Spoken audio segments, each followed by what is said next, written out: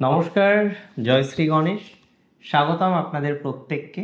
আলোচনা করছি আজকে যে রাশিটিকে নিয়ে। রাশিটি নিশ্চিতভাবেই মকর। মকর অর্থাৎ ক্যাপ্রিকন। মকর রাশি হচ্ছে পৃথ্বীতত্ত্বের রাশি, যার অধিপতি স্বয়ং কর্মফলদাতা শনিদেব। মকর মানেই হলো এক অসম্ভব ধৈর্য, নিয়মকানুন মেনে চলা, পাহাড়ের চূড়ায় ওঠার মতো লক্ষ্য এবং লক্ষ্য পূরণের অদম্য চেত। আপনারা হলেন সেই মানুষ, যে মানুষ পরিশ্রমটাকেই মূল মন্ত্র জানেন, বাস্তবটাকেই মূল মন্ত্র জানেন। একটা খুব ইন্টারেস্টিং কথা বলি আপনাদের। আপনারা খেয়াল করে দেখেছেন, মকর রাশির মানুষেরা খুব কম বয়সে জীবনচক্রে খুব কঠিন বাস্তবতার মুখোমুখি হন। বয়স বাড়ার সাথে সাথে আপনার এই অভিজ্ঞতা, বাস্তবিক জ্ঞান, সেগুলো আরও বেড়ে যায়। আগামী 26শে জুলাই থেকে 11ই ডিসেম্বর শনি যখন বক্রগতিতে থাকবে, আপনাদের জীবনে দারুণ প্রভাব পড়তে চলেছে। শনিদেব হলেন কর্মফলদাতা। শনিদেব আমাদের কর্মকে দেখেন, আমাদের কর্মকে শনিদেব পজিটিভভাবে দেখার চেষ্টা করেন এবং আমাদের কর্ম অনুসারে ফল দেন। যে ভালো কর্ম করে শনিদেব তাকে ভালো ফল দেন, যে ভালো কর্ম করে না শনিদেব তাকে ভালো ফল দেয় না। এখন একটা কথা আপনাকে বুঝতে হবে, শনি আপনার লগ্নপতি বা রাশির অধিপতি, শনি আপনার দ্বিতীয় পতি। লগ্নপতি বা রাশির অধিপতি হওয়ার কারণে এই কথাটা কোনোভাবেই ভুললে হবে না যে শনি সর্বদা মানে সবসময় চেষ্টা করে আপনার স্বাস্থ্য, আপনার দেহকে দেখার। আপনি হেলথের দিক থেকে কতটা পজিটিভ থাকবেন, স্বাস্থ্য নিয়ে কতটা ডেভেলপমেন্ট আসবে, এই সমস্ত কিছু শনির উপরে নির্ভরশীল। আমি খুব দায়িত্ব নিয়ে আপনাকে বলে দিই, শনি হচ্ছেন আপনার সম্মানকেও দেখার একটা প্ল্যানেট। যে আপনার সম্মান শনিদেব দেখেন। অ্যান্ড প্র্যাকটিক্যালি আমি বলে দিচ্ছি, আপনার সম্মানের ক্ষেত্রে শনিদেবের বিশেষ ভূমিকা আছে বা বিশেষ ভূমিকা থাকে। কিন্তু আপনার অর্থ, আপনার ফাইন্যান্স, আপনার ধন, পরিবার, সঞ্চয়ের ক্ষেত্রে দ্বিতীয় ভাব, সেখানে শনিদেবের বিশেষ ভূমিকা আছে। শনিদেব আপনার আর্থিক স্থায়িত্ব, পারিবারিক বন্ধন এবং বাণীর মধ্যে এক বিরাট ইতিবাচক পরিবর্তন আনবে। আপনার তো তৃতীয় শনি, এবং শনি আপনার ধনপতি, রাশির অধিপতি, ইনক্লিনেশনের ঘরে বসে আছে, দ্বিতীয় ইনক্লিনেশন দিচ্ছে। তৃতীয় শনি এমনিতেই ভালো ফল দেয়। আমি খুব দায়িত্ব নিয়ে আপনাকে বলছি, শনির প্রভাবে আপনার জীবনচক্রে দারুণ পজিটিভিটি আসবে।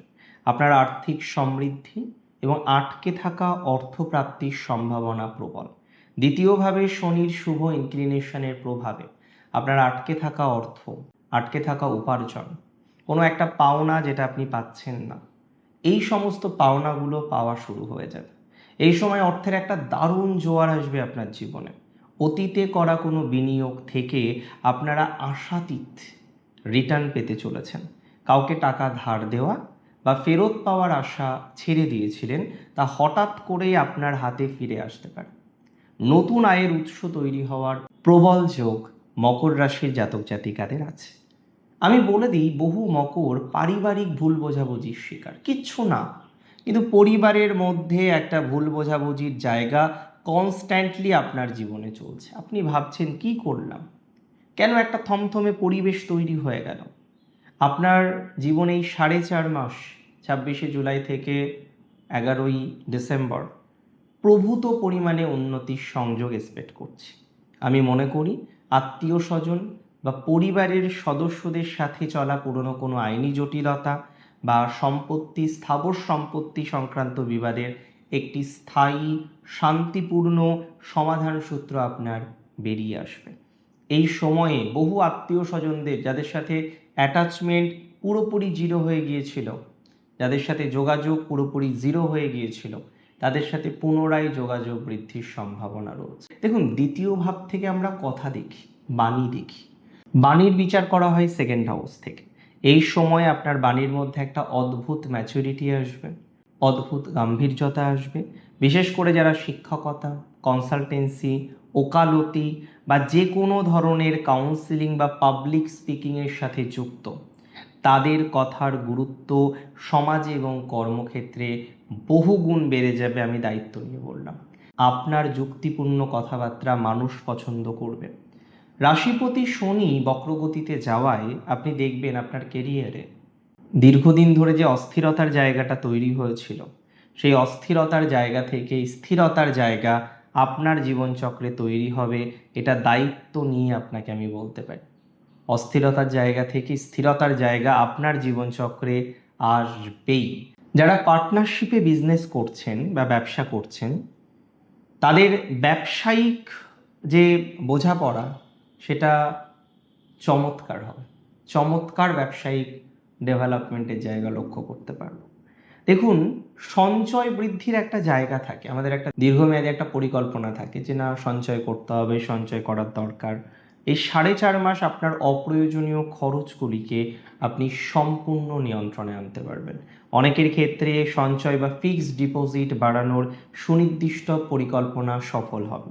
সোনা বা কোনো লাভজনক প্রপার্টিতে অনেকটা পজিটিভিটির জায়গা তৈরি হওয়ার সংযোগ দেখতে পাচ্ছি।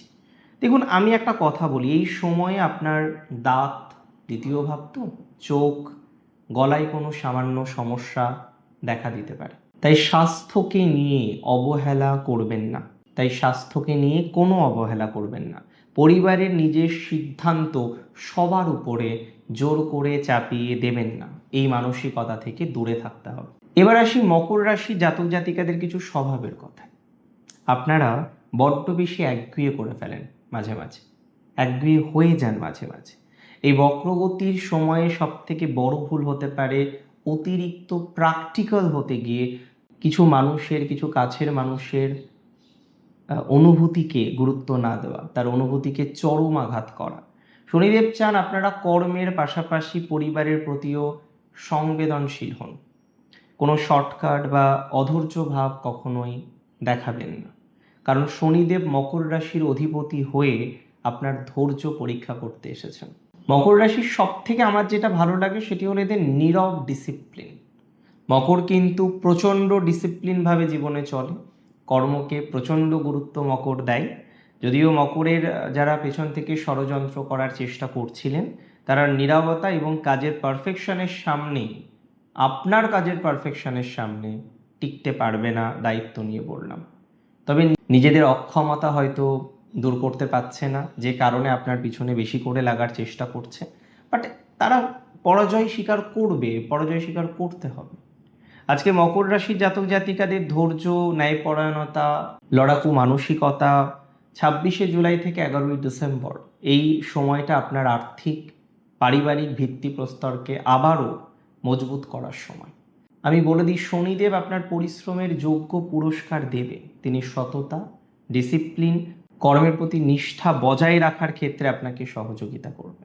একটা দুর্দান্ত সময় আপনার জন্য অপেক্ষা করছে। সময়টাকে পুরোপুরি কাজে লাগান। আজকের আলোচনা হয়তো আমাকে এখানেই শেষ করতে হবে। শেষ করছি আজকের আলোচনাটি এখানেই। ভালো থাকুন আপনারা। জয় শ্রী গণেশ।